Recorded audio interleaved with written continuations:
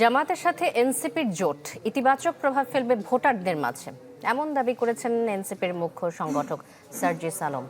তবে দলের আরেক নেতা সামান্তা শারমিনের মতে পুরনো দলের সাথে মিলে নতুন রাজনীতি সম্ভব নয়। তার শঙ্কা, এই জোট এনসিপিকে বিকলাঙ্গতার দিকে নিয়ে যেতে পারে। জুমাতুল বিদার রিপোর্টটি দেখুন। জাতীয় নাগরিক পার্টি এনসিপি এবং এই সমমনা ৮ দলের সাথে আমরা একত্রে নির্বাচনে অংশগ্রহণ করব বলে আমরা সিদ্ধান্ত নিয়েছি। জামায়াত সহ ১০ দলীয় নির্বাচনী জোটে জাতীয় নাগরিক পার্টির যোগ দেওয়ার সমালোচনা নানা মহলে। ভালো মন্দের তর্কে জিতল কে, সেই প্রশ্নও আছে জনমনে।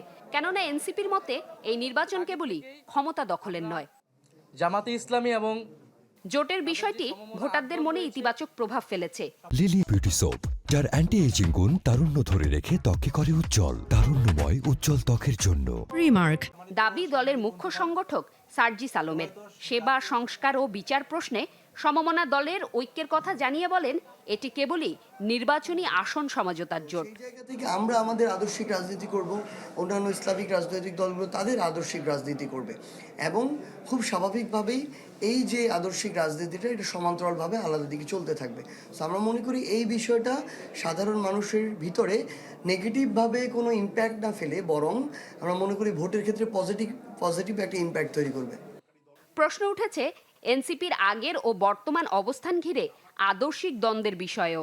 এনসিপির এই নেতা মনে করেন, বিএনপির জামায়াত বিরোধিতা আদর্শিক নয় বরং রাজনৈতিক উদ্দেশ্যে, যা মূলত প্রতিপক্ষের মনোবল কমানোর চেষ্টা। বিএনপি কখনোই ধর্মভিত্তিক দলের হাত ধরা ছাড়া কখনো ক্ষমতায় যেতে। বাংলাদেশে প্রথম বিএনপি আপনি জামাতের সাথে মন্ত্রিত্ব সরকার ভাগাভাগি করছে। ফলশ্রুতিতে এখন তাদের যে বিরোধিতা, এটা হচ্ছে রাজনৈতিক উদ্দেশ্যে বিরোধিতা, এটা কোনো আদর্শিক জায়গায় তারা বিরোধিতা করতেছে না।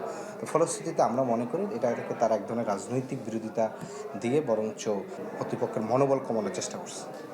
তবে আত্মসমালোচনা করে দলের আরেক নেতা সামান্তা শারমিনের শঙ্কা, এই জোট দীর্ঘমেয়াদী বিকলাঙ্গতার দিকে নিয়ে যেতে পারে এনসিপিকে।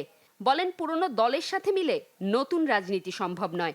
আসলে আমরা পার্টি হিসেবে সবসময় বলে এসেছি যে আমরা নতুন বন্দোবস্তের লোক এবং আমরা নতুন রাজনীতিটা করব, কিন্তু পুরনো দলের সাথে মিলে আসলে নতুন রাজনীতি করা সম্ভবপর নয়। এবং আমরা সেটাও দেখলাম যে মাত্র 30টি আসনে, যেখানে আমাদের 300 আসনে প্রার্থী দেওয়ার কথা, আমাদের আহ্বায়ক একাধিকবার বলেছেন 300 আসনে আমরা প্রার্থী দিব এবং স্বতন্ত্র এককভাবে ইলেকশন করব। পরবর্তীতে আমরা একটা জোটও গঠন করেছি। তাই জোটের বিরোধী হলেও ইন্টার পার্টি ডেমোক্রেসি চালুর জন্য বিরোধী মতকেও ধারণ করার বিষয়টি মনে করিয়ে দেন নেতারা। জুমাতুল বিদা, চ্যানেল 24, ঢাকা।